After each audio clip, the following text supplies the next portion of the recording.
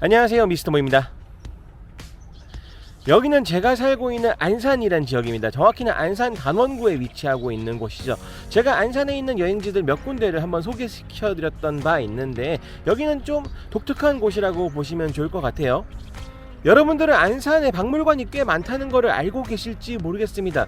작은 시라고 생각하기에는 의외로 가볼 만한 곳들이 꽤 많아요. 뭐 성호박물관도 있고 아니면 대부도에 가면 또 어촌민속박물관이란 곳도 있는데요. 오늘 제가 와본 곳은 단원구 여기 이쪽에 위치하고 있는 또 하나의 박물관입니다.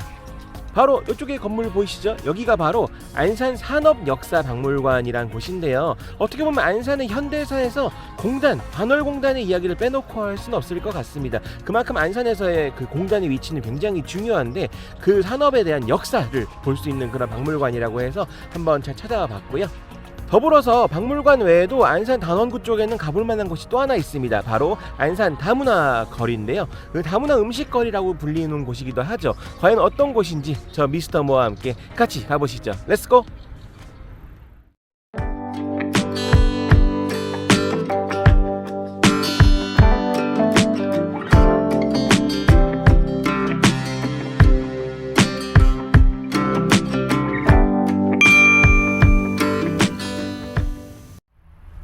네, 여기가 바로 아까 오프닝에서 설명을 드렸었던 안산 산업역사박물관입니다. 규모는 그렇게 크진 않습니다. 지금 정면에 보이시는 게 주차장이고요. 주차장도 넓진 않지만 뭐 찾아오는 사람이 그렇게 많은 편도 아니기 때문에 그렇게 주차장이 비좁다거나 그런 느낌을 받기는 어려우실 것 같아요. 만약에 여기가 꽉 찬다고 하더라도 뭐 아시는 분들은 아시겠지만 여기가 안산시 단원구에 위치한 화랑유원지 근처에 위치하고 있기 때문에 화랑유원지 주차장에 차를 대놓고 이제 산책하듯이 이동을 하셔가지고 오셔도 좋다라고 보시면 좋을 것 같습니다. 반대로 여기 박물관 오신 분들이 그 화랑유원지를 구경하시기에도 나쁘지는 않죠. 화랑유원지는 어떻게 보면 안산을 대표하는 근린공원 중에 하나인데 뭐 그런 곳도 있다 정도 알고 와보셔도 좋을 것 같습니다. 이렇게 보시면 주차장 주변으로 이렇게 꽃도 많이 피어 있죠. 참고로 주차료는 이제 따로 없으니까 부담 없이 방문하시면 좋을 것 같습니다. 입구에서부터 살펴보면은 이렇게 알쏭달쏭하게 생긴 캐릭터들이 짠 하고 서 있습니다. 옆에 안내도가 있는데 보면은 이제 실제 박물관은 그 2층으로 이루어져 있는 것 같고 3층은 주로 이제 교육실 같은 거나 자료실 같은 걸로 활용이 되는 것 같습니다. 그래서 박물관을 보려면 1, 2층 위주로 보면 좋지 않을까 싶네요.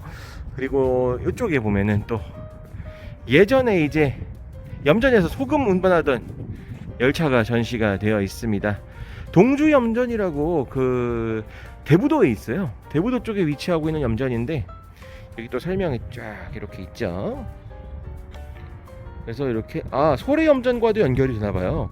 그래서 요 열차가 쭉 달려가지고 뭐 소래염전까지 갔다라고 보면 될 것 같습니다. 꽤 옛날 얘기죠 이것도.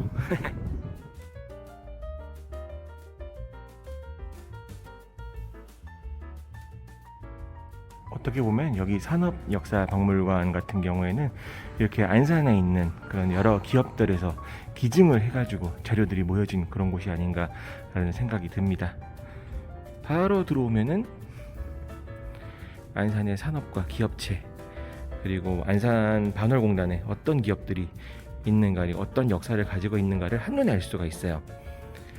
이제 저로서도 좀 옛날 추억이 좀 떠오르는 게 제가 사실 대구에서 태어났습니다. 대구에서 태어났지만 3살 때 아버지가 반월공단에서 일을 하시기 위해서 84년도죠. 84년도에 안산으로 오게 되었어요. 그 후로부터 거진 안산에서 쭉 살았으니까 사실상 안산 토박이라고 볼 수 있죠. 당시에 아버지는 그 섬유회사 지금도 그 비슷한 곳에서 일을 하시지만 섬유회사에서 일을 하셔가지고 오랫동안 그 회사에 기여를 많이 하셨던 걸로 기억을 하고 있습니다. 그 덕분에 저희도 이제 원활하게 학교 생활도 하고 이렇게 클 수 있었던 거죠. 생각을 해보면은 반월공단의 역사는 어떻게 보면 제 삶의 역사에도 어느 부분 녹아 있는 게 아닌가라는 생각이 들고는 합니다. 앞서서도 이야기를 드렸지만 안산시란 이곳이 어떻게 보면은 도시계획, 그러니까 공단 계획에 의해서 발전하게 된 곳이라고 봐도 과언은 아니죠. 그 계획의 시작부터 해가지고 75년부터 시작을 해서 쫙 공단이 지금까지도 이어져 오는 거라고 볼 수 있습니다. 저희 아버지 아까 말씀드렸다시피 뭐 84년도 뭐 이때 또 안산에 오셔가지고 또 일을 하시기도 했고, 그전에 오셨는지 잘 모르겠어요. 어쨌든 그렇게 오셔가지고 일을 하셨었죠.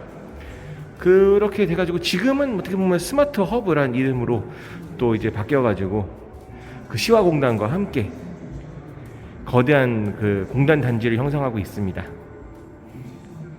따로 전망대라고 보긴 어려운데 상설 전시관과 상설 전시관을 이어주는 곳에 이렇게 통유리로 설치된 구간이 있어가지고 제가 아까 말씀드렸었던 안산 화랑유원지의 전경을 싹 이렇게 볼 수가 있습니다. 저 멀리 경기도 미술관도 있고요.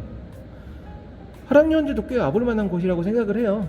근린공원 치고는 이 정도 규모의 뭐 이 정도로 잘 꾸며진 곳이 다른 시군구에도 많진 않아요. 그리고 이쪽에 보면 카라반 저기 살짝 보이실 텐데 이쪽에는 또 안산시에서 유명한 또 화랑유원지 캠핑장이 있으니까 캠핑장 이용하시는 분들도 꽤 계신 걸로 알고 있죠. 추첨제라서 캠핑을 즐기기가 굉장히 난이도가 높다는 것만 빼면은 나쁘지 않은 캠핑장이기도 합니다. 이야, 경치 괜찮죠? 어떻게 보면 이렇게 또 가전제품도 또 우리 80년대 90년대 많이 발전을 했죠. 추억의 브랜드 신일, 이 신일도 그 반월공단에 있었나 봐요. 와, 되게 오랜만에 보는 브랜드네요. 그리고 이 금성, 지금은 LG죠. 금성의 전자레인지 83년도 전자레인지예요. 그리고 요거는 제습기입니다. 삼성 제습기라는데 89년도 제품이에요. 89년도도 제습기가 있었나? 와, 서민들은 생각도 못했던 아이템 아니었나 생각이 들어요. 신기합니다.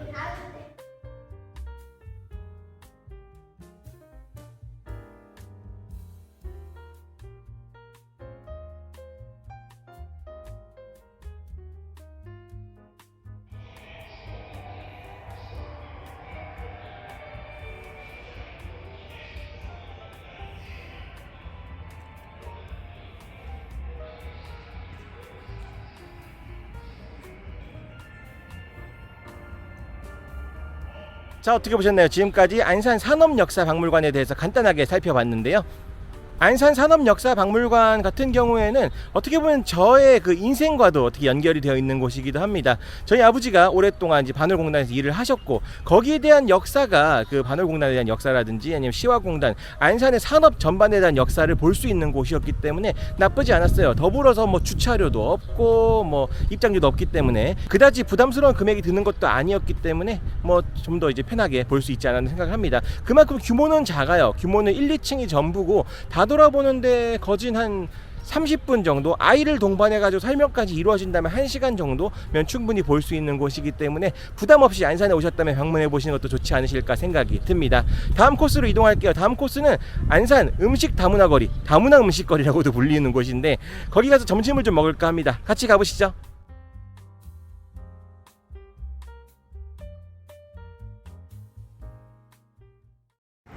네, 여기는 바로 안산역입니다. 오랜만에 와요. 뭐 사실 뭐 일 때문에는 몇 번 왔지만 이렇게 개인적인 사유로 온 건 진짜 오랜만이긴 하죠. 안산 다문화 음식거리 같은 경우에는 이제 안산역 맞은편에 위치를 하고 있습니다. 그래서 저쪽 안산역 맞은편만 봐도 지금 영상은 잘 안 잡히겠지만 굉장히 이국적인 글씨들의 가게들을 많이 볼 수가 있어요.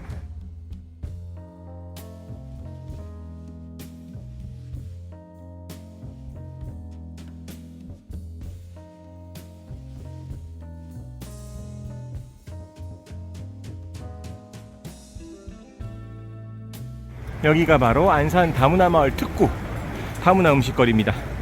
앞쪽으로 식당들이 많이 있고 요 골목골목에도 식당들이 정말 많이 있어요. 여기서부터 이제 안산 원곡고등학교 근처까지 해가지고 이런 길들이 쫙 있는데 주변을 돌아다니면서 먹을 만한 곳들이 있는데 찾으면 좋을 것 같습니다. 야, 오늘 일요일이라든지 유난히 사람이 더 많은 것 같아요. 공단에서 일하시는 분들이 이제 일요일 같은 경우나 토요일 같은 경우 쉬잖아요. 그럴 때 이렇게 시내에 나와가지고 쇼핑도 하시고 뭐 먹거리도 즐기시고 하시는 게 아니겠습니까? 사람이 무진장 많다.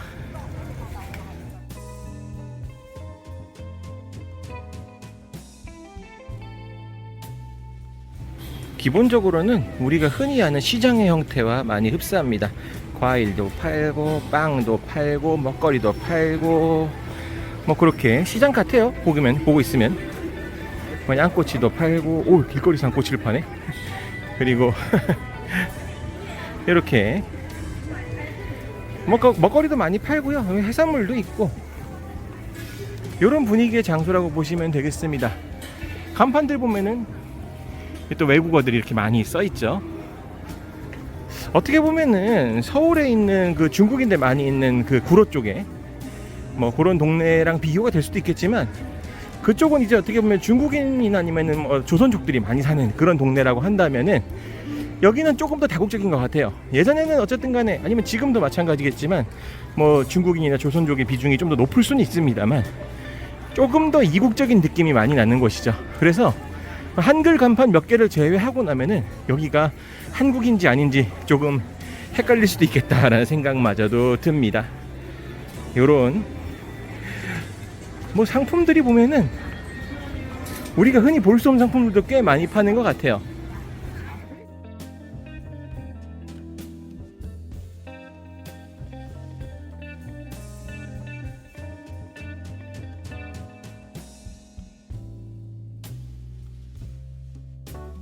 뭐 이런 분위기다라고 보시면 좋을 것 같아요. 오늘은 일요일이라서 그런지 조금 더 사람도 많고 좀 더 활기찬 그런 느낌을 받을 수 있는 것도 없지 않아 있는 것 같습니다.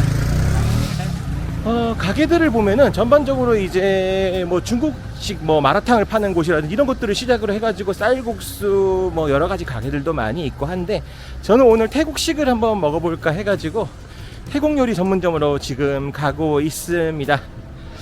이렇게 낮에 돌아다니는 건 괜찮은 동네인 것 같아요. 특히나 이제 점심때라는 일은 또 활기도 차고 시장에 또 규모도 있다 보니까 꽤 구경할 맛도 나고 즐겁게 볼 수 있는 것 같지만, 사실 저도 여기 안산 사람으로서 말씀을 드린다면은 밤에 오기엔 살짝 망설여지는 그런 장소이기도 합니다.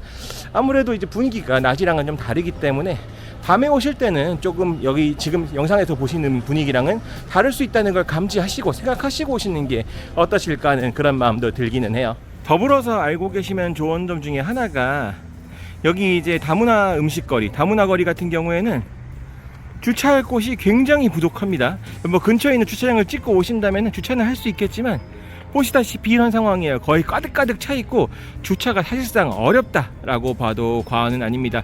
그래서 제가 아까 영상에서 시작할 때 그 안산역에서 시작한 이유가, 그나마 안산역 쪽에서는 이제 주차를 할 때가 조금 있어서 비싸지도 않으니까 주차를 하실 때 안산역 쪽에다 주차를 하시는 게 어떠실까 생각도 들어요. 거기가 조금 더 거리는 있지만 그래도 좀 뭐 주차를 하기에는 좀 편하지 않나 그런 생각도 들고요. 여기 봐요. 지금 이미 차들이 들어가려고 가득가득 찼는데 갈 수가 없죠. 주말에 오시면 이게 굉장히 심화되니까 아무래도 오실 때 그런 점은 참고를 하시는 게 좋겠습니다. 내가 차를 가지고 온다면은 주차 공간이 비좁을 수도 있다. 그래서 그 안산역 주차장이 되는 게 나을 수도 있다라는 거는 참고하시면 좋겠죠.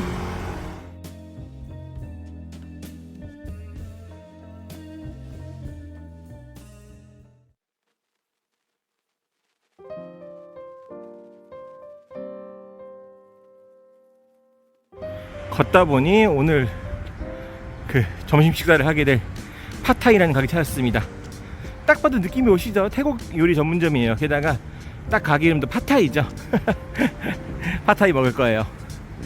아무래도 태국에서 직접 먹는 것보다 금액이 좀 더 비싸긴 할 테니까 염두를 하고 들어가는 게 좋겠죠.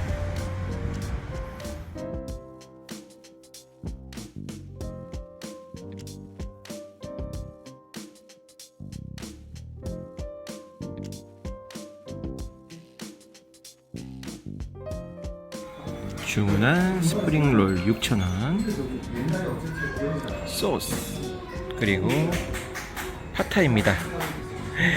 팟타이 꽁이에요. 어떤 맛일지 되게 궁금하네요. 와, 맛있어 보인다.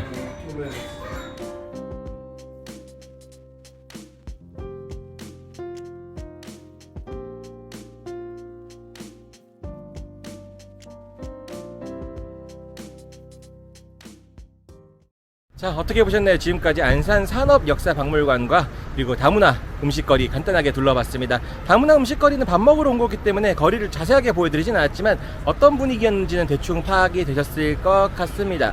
안산에 오셨다면 이런 곳들도 한 번씩은 가볼 만한 곳이라고 생각은 해요. 특히나 제가 소개해드렸던 그 산업역사박물관과 다문화 거리 같은 경우에는 차로 한 10분 정도 거리밖에 떨어져 있지 않기 때문에 충분히 여유롭게 오실 수 있지 않으실까 생각은 들고요. 안산에 이런 곳도 있다 생각해 주시면서 여행을 즐겨보시면 어떠실까 생각이 듭니다. 지금까지 미스터모였습니다. 다음 영상에서 좀 더 즐겁고 알찬 영상으로 인사드리겠습니다. 감사합니다.